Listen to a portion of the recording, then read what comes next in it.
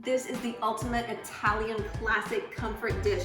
This is a hearty meat lasagna with a super creamy, dreamy alfredo sauce.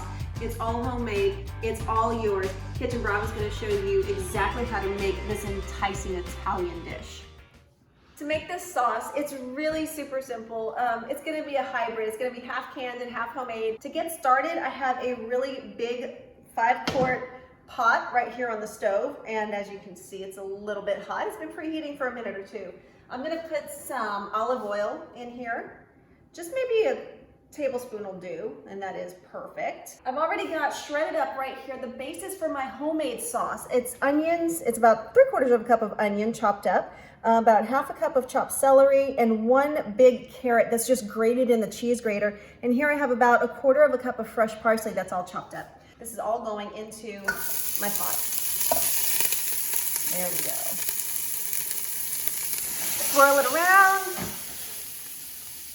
And I have to be as authentic as possible, and that includes using a tool that strikes fear in the heart of every Italian child or adult, and that's a wooden spoon, okay?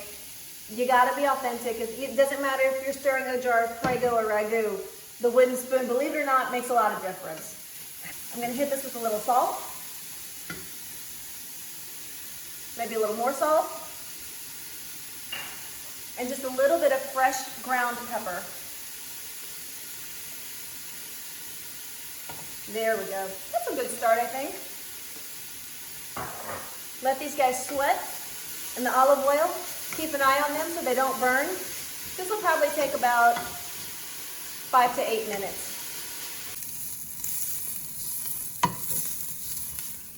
Okay, so you can see that the vegetables have sauteed, they've wilted, they've sweat, they've charred, which is perfect. It's exactly what I'm looking for. So now I'm just gonna deglaze this with a little bit of red wine.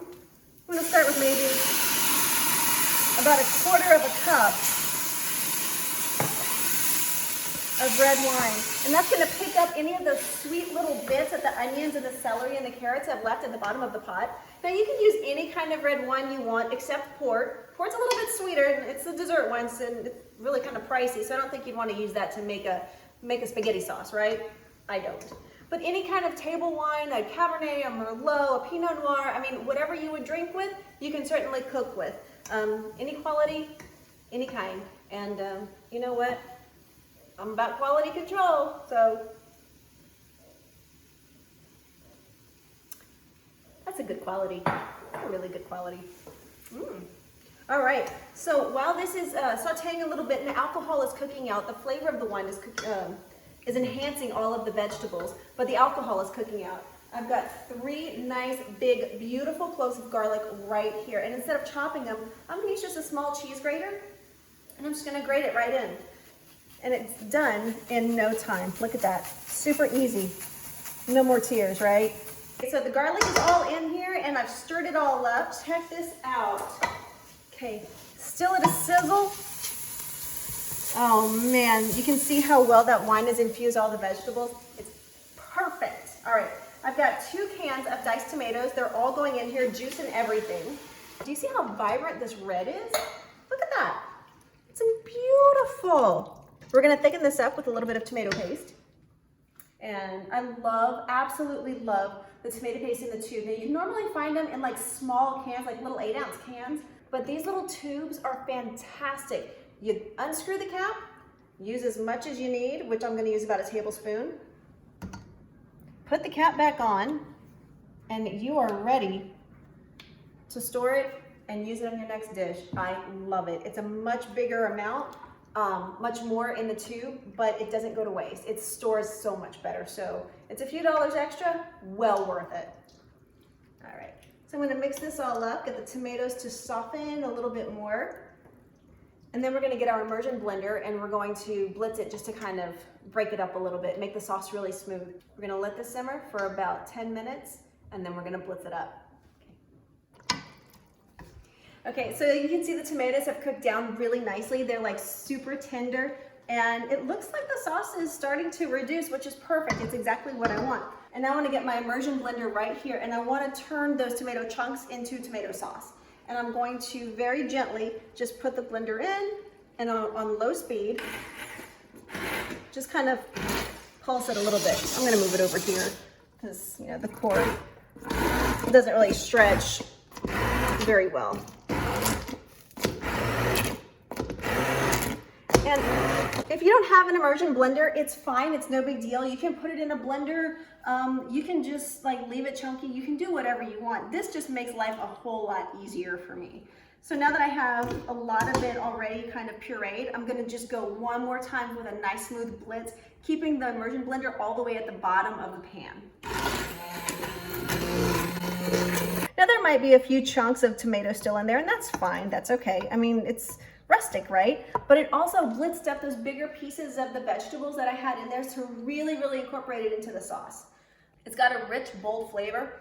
You can certainly taste the wine, and you can taste the depth of the tomatoes, especially enhanced from the tomato paste. It does need just a little bit more salt. I'm gonna put a little more salt in here.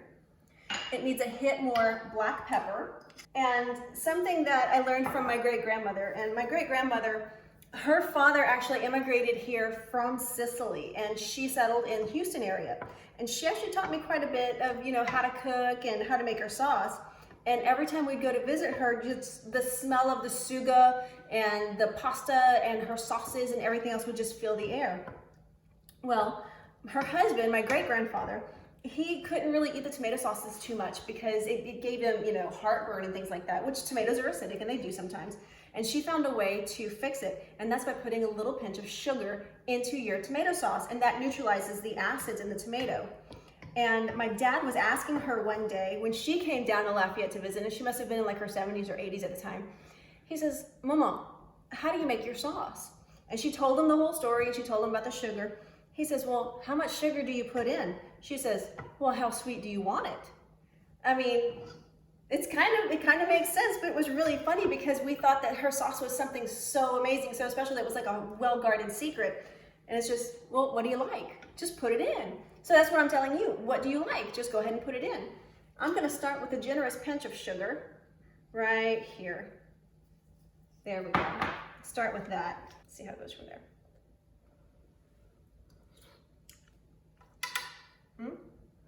I think we're well on our way.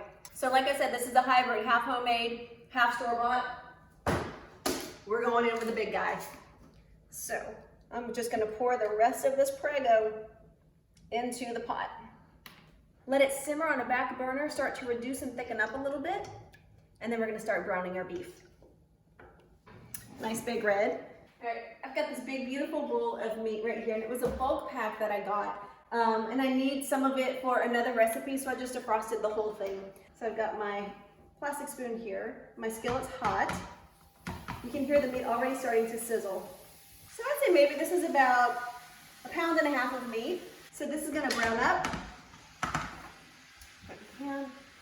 Get a little salt and pepper into it. Salt and pepper. All right, so the beef is nicely browned. Our sauce is simmering away and it's thickened up just a little bit. It's not pasty, so it's not gluey or anything. This is the perfect consistency. So now I'm going to take my beef. We'll kill the heat first. I'm gonna take my beef and just start to spoon it into the sauce. I'm slowly scooping the rest of it in so it doesn't splash. And as the sauce reduced, I wanted to keep tasting it to see if it needed more seasoning, but you refrain from it. Refrain from adding anything more, because if you take one thing that's got salt in it and you put it into something else that has a lot of salt, it could be over salted. You can always add, but you can't ever take away, especially when it comes to seasoning. So I highly, highly encourage you to taste your food. If it tastes good to you, it's gonna taste good to others. That looks like a beautiful, hearty sauce. Just like that. Oh my goodness. Okay, so now we can taste it and adjust it to your liking. I am, however, going to use some of Kitchen Bravo's Italian seasoning right here. And this is about a good, tablespoon's worth maybe. And a little trick, because a lot of these Italian seasonings are a lot of dried herbs. And you can see like some of the flakes and the leaves in there. What we like to do in order to get the most flavor out of it is crush the leaves, and that's going to release the rest of the oils that are trapped in there to really enhance the flavor.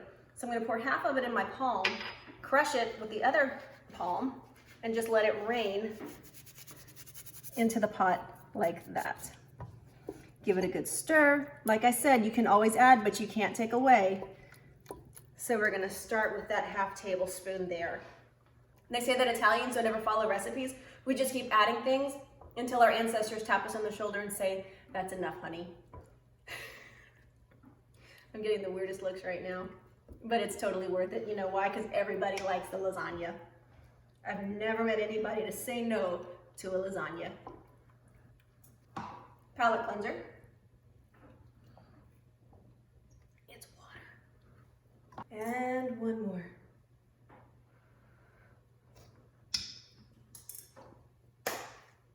We have sauce. Yes, we do. Okay, so while this is simmering, it's going to develop even more flavor. It's going to keep doing its thing. I'm going to leave it alone. So now, if I can get my little saucepan back, please, Mr. Producer, sir. Yeah.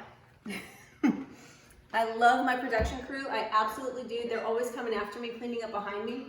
But sometimes they move things offset whenever I need them. So thank you so much.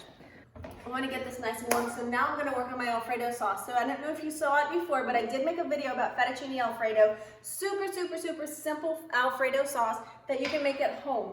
And it takes a block of cream cheese, a whole stick of butter, some Parmesan, and some half and half. But let me see here. Well, I don't exactly have any more half and half, but I've got the next best thing. Heavy cream and milk. What's half and half? Half cream and half milk. There you go. You know, you run out of things, you just improvise. That's all you have to do. That's the way life goes. A lot of people like to use ricotta cheese in their lasagnas. I like ricotta. It's okay. I don't care for it in my lasagna. For me, it's more of a textural thing. But once I started making this sauce, that was it. I mean, I've thought about using ricotta again. I've thought about changing it up. And everybody who's ever had it says, don't change a thing. Don't change a thing, except have better control over your kitchen tools. That's all you gotta do. All right, so I have a stick of butter that's melting right here in the pan, just like this. And what I'm also going to do is open this entire block of cream cheese, and I'm gonna melt it with the butter. So if you remember from the fettuccine Alfredo video, I do get the question, can I substitute margarine in place of butter? And the answer is no, you can't. Sorry. Some people like to cook with margarine, and that's fine, but whenever you're mixing dairy items, you know, the Parmesan, the milk, the cream, half and half, the cream cheese, it's all solid dairy, and if you incorporate or introduce something with oil into it that's made of hydrogenated oils, it doesn't mix. It will not come together. It will separate, and you're just gonna have a big mess. So just go for it. You're doing indulgence. You're doing a hearty dinner, a hearty lasagna with a wonderful homemade sauce. We're gonna say it's homemade. Go for the gusto, just use the butter, okay? So into this pot of melted butter, I'm gonna put this whole stick of cream cheese. There we go, just like that. I'm gonna move you over here, clean my hands a little bit. And I'm gonna use a whisk because it just kind of helps to blend it all together. And we're gonna let this melt. And as soon as the butter and the cream cheese come together, we're gonna start adding everything else. Check it out. It may look like a mess now, but believe me, it's gonna look like a dream later. Told you it's gonna look like a dream, and here it is. This is only butter and cream cheese. Did you see how beautiful and how smooth and perfect that is? I mean, it looks almost like a frosting, and you know what? A little powdered sugar, it would be frosting, but we're going a whole different direction. The only other white powdery kind of substance we're gonna add is Parmesan cheese. So I wanna add about ½ a cup of Parmesan cheese into it. And sometimes you just gotta bang the bottle. You just gotta bang it.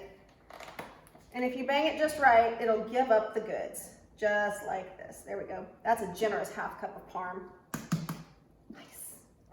We're going decadent. We're going cheesy. So we're gonna go ahead and mix this all together.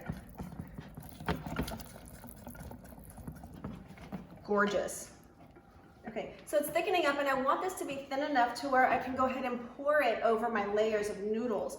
So I'm going to get my little ½ cup measuring cup, and I'm going to start with ½ a cup of half and half, which means I need a ¼ cup of heavy cream and a ¼ cup of milk. So here's my ¼ cup of cream, and here's my ½ cup of milk. I don't understand why they put the screws like level with this. I keep banging my thumb on it every time I go to unscrew it. New gallon. Very good. All right, so there's my half cup of half and half. So here we are. I can hear it bubbling. I need to turn the heat down a little bit. Beautiful. So I'm going to go ahead and add this all into my cheese mixture. And this is going to make it creamy. It's going to make it really, really supple, and it's going to make it thin enough to where I can pour it or ladle it, but not so thin that it's going to be runny like water. All right. Here we go. We're going to hit it with a pinch of salt. Just a little, because Parmesan is very salty in itself. So hit with just a little pinch of salt, just like that. And another spice that complements Parmesan so amazingly well is nutmeg. Believe it or not, nutmeg has that earthiness that just enhances and accentuates the saltiness and the, the tones that the Parmesan cheese has. And I'm gonna put just a little, the oven's ready. I'm gonna put just a little hint of nutmeg, not enough to overpower it or anything, but just a tiny little, that's it. I mean, less than 1/8 of a teaspoon of nutmeg. And it's gonna be perfect, just enough to enhance that flavor and say, oh, this is like really deep. This is a really profound flavor. What is it? And you're gonna say, that's my little secret. That's all you have to know. And between me and you, they'll love it. They will absolutely love it. Nutmeg in the parm. Give us a little taste and see where we are.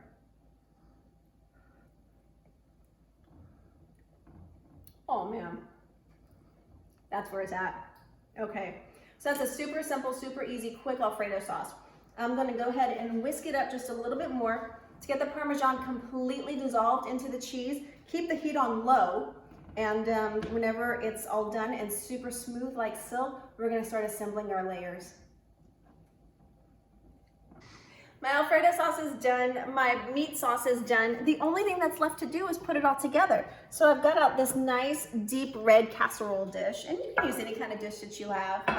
The deeper it is, the more layers you're gonna get, the heartier lasagna. It's awesome, it's great. What I'm gonna do first is buy some insurance by sprinkling just a tiny little bit of olive oil on my fingers.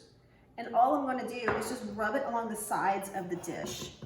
Now I'm not gonna worry about the bottom because I'm gonna put a sauce layer on the very bottom of the dish too. And what that's gonna do is keep it from sticking, and it's gonna also help to increase the amount of moisture that's in the dish to help to cook the noodles. Okay, so I'm gonna make life super easy for you guys. A lot of people boil their noodles. I don't. I never boiled my noodles, ever. Yes, I've made lasagna with fresh noodles, and those cook the best, and those are the easiest. But let's face it, who's really got time, especially on a weeknight, to roll out the pasta and everything? Not many people do, but that's okay. That's why these things exist. So these are the curly edge lasagna noodles, and what I'm going to do first is put a layer of sauce in the very bottom of my dish. I want to look at the sauce itself, and you're going to see there's like a little bit of like liquid. You can see where it's a little bit watery up on top, and I want to skim as much of that off as I possibly can, without too much of the meat, just the sauce. And I don't need much, just a little. I'm going to pour this in the bottom of the dish and kind of spread it around a little bit. So the reason that I don't boil my noodles is because it's really not necessary. There's a lot of moisture that's going on inside these dishes. The noodles will cook, so, just by proximity of the meat and the sauce and everything else, and the steam that's going to be made inside of it. Most of the time, whenever I've experienced, pre-cooked noodles before you layer it in the lasagna, they come out real soggy, real mushy. That's not my bag, sorry. So now I'm going to go ahead and layer some of these noodles just side by side like this. Perfect. All right, now I have a little bit of a gap right here, and what I do is I kind of just break the noodles in half. They're not going to be perfect, and that's all right because this is the bottom layer anyway. The bottom layer is going to be a little bit rougher than the top. It's kind of to be expected, but what I do like is a solid layer of noodles on the very bottom of the dish. So I think that'll work. That'll be nice. That's good. Now I get a big scoop of sauce and just pour it over. There. That's nice. So I want to make sure that every corner is covered. Every bit of noodle is covered. Here we go. Perfect. Just like that. From corner to corner, the whole thing is covered. Awesome. All right, so now it's time for the Alfredo sauce. Get yet another ladle. That's why I have two. And remember how I said I wanted it thin enough to pour? Look at how beautiful that is. This is gonna be so smooth and silky, and all I wanna do is just drizzle it all the way across. And this takes the place of the mozzarella. I mean, if you want extra cheese, by all means, go ahead and put mozzarella on top of this cheese sauce. You can put it in the place of the cheese sauce. That's fine too. The wonderful thing about lasagna is that it's, you know, kind of personal. You can make it how you like it. You can make it your own. All right. Layer one is done. Now we're going to another layer. Beautiful, yeah. Repeat the layers again, meat and cheese. All right, more cheese. Yes, indeed, okay. And another layer of pasta right on top. And I think this is probably gonna be the last layer that we do.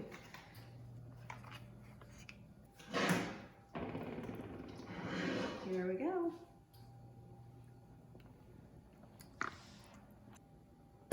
And another layer of cheese on top of it. And this one, you can be as generous as you want. You know what? This is right, this is perfect. And you know you have just the right amount whenever there's almost nothing left over. And here we go, check it out. I'm gonna turn the pot upside down. There we go. Done. This is awesome. All right, I have just a little bit of mozzarella cheese, and I'm gonna go ahead and just cover this with the mozz. Make a super thick layer right on top. There we go. Now what I'm gonna do is with the rest of the Italian seasoning that I didn't use before, I have it right here in this little bowl. I'm gonna go ahead and just put it in my hand, crush it up like I did, but instead of making, you know, pouring it all just in one area, I'm just gonna kind of move my hands as I lightly rub them together. And that's gonna give it just a little bit more flavor without overpowering it. There we go. I have a little bit left over, no big deal. Just kind of sprinkle in the little bald areas. Make it nice and uniform. Perfect. All right. Tiniest little sprinkle of salt. The higher you are on it, the more evenly spread you get, and we don't need very much, so there you go. I need another sprinkle of Parmesan cheese. There it is. I told you we're going decadent tonight. We're doing the real deal lasagna. Beautiful. Like that. Awesome. Okay, so now we need to cover this, get it in the oven, get it baked. And I'm going to get a sheet of foil. That'll work. Okay, so here's a little something that I did learn that's actually helped me a whole lot over the years. Whenever you're wrapping food in foil, put it on the shiny side. The shiny side is usually the non-stick side. So I'm going to use a little bit of olive oil right here. And I'm just going to cover the top with my thumb and drizzle a little. Okay, spread it around. Okay, this is going over my dish, closing it up. And like I said, you want that steam to really cook those noodles, so seal this up as well as you can. Perfect. And now we're gonna take it to the oven. Oh God, that's heavy. Right here. It's preheated at 425 and it's gonna go in for about 45 to 55 minutes. We're gonna check it and kind of give it a poke test and see the density of the noodles. And that'll determine if it needs more time or if it's ready. Okay. All right. There it is. 45 minutes, we're gonna check on it and hopefully dinner will be done. And I think the lasagna is ready. So we're gonna do a little test on it first. We are going to see how soft the noodles are. Oh, but I really wish that you could smell it. I do wish you could smell it. God, it smells so good. Okay. So heavy. There we are. So come around over here and see. There we go. Because we're just gonna scrape this down a little bit, no big deal. See.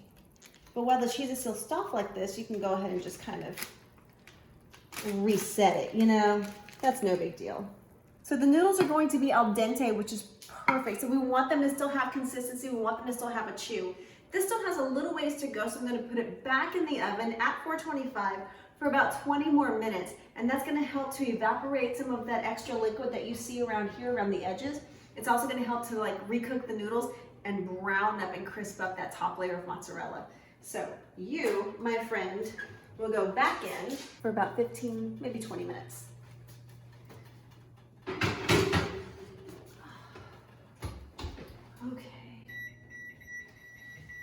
Okay, that's it. Oh my gosh, it smells good.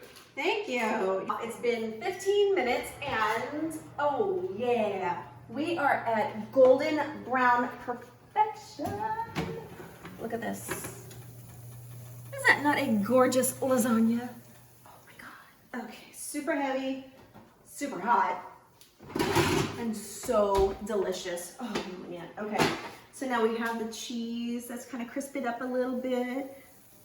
And the noodles are super tender. They're the perfect al dente. All right, so we're gonna let this sit. We're gonna let this cool. As it cools, all of that moisture is gonna reabsorb back into the noodles to make them even more tender, but still al dente, so they're not gonna be, you know, kind of mixed in with all the cheese and the meat. You're gonna see distinct layers of noodles and meat and cheese. This is gonna sit for about 30 minutes. As soon as it's cool enough to cut, we're diving right in. I can touch the top of it, so I know it's cool enough to cut. Dear God, I wish you could smell this. The cheese and those herbs, I mean, everything that we put in here, it's just like putting off this amazing aroma of a symphony of flavors that are just going to explode. This is gonna be insane. All right, one more swipe through. Okay. Let's see here. Sometimes the first pieces are the most difficult to get out, so, you know, bear with me here. Let's see what we can do. All right.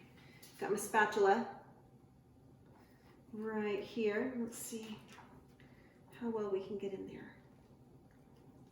And it's coming out. Woo, look at those layers. Look at that.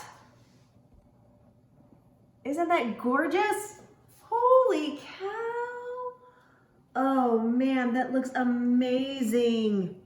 Oh, dear God, I can't wait to just dive right in.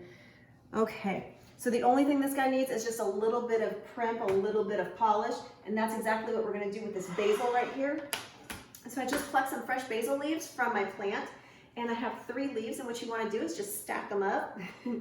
Stack them up with all of the stems to one side, and you're gonna roll them like a tight little cigar, just like this. And you're gonna cut them in tiny little strips. It's called a chiffonade, and here we go. Basil is a very, very delicate plant that bruises quite easily. So handle it with care and don't use it until you're ready. So here we go. Look at all those beautiful green ribbons. Look at this. Pretty cool. So we're gonna dress this guy up, a little bit of basil. Yeah, right there. Beautiful. Okay, now to the taste. The absolute best part of it.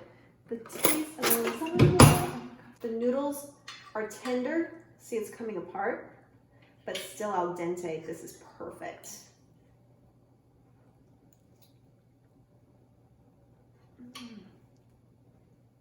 Oh my God.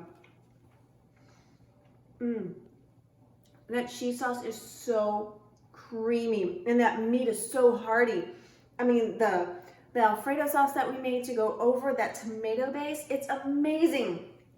Guys, this is a dish that's gonna keep you warm. It doesn't matter how cold it is outside. This is a dish that's gonna really call your family to come together and eat. So from my Italian kitchen to yours, try this lasagna, make this lasagna. Check out Kitchen Bravo for all of your kitchen needs. For any recipe that you're interested in, drop us a comment, let us know. But most of all, subscribe. I'm gonna go and finish this plate. This is too good to pass up. Okay guys, see you later. Ciao.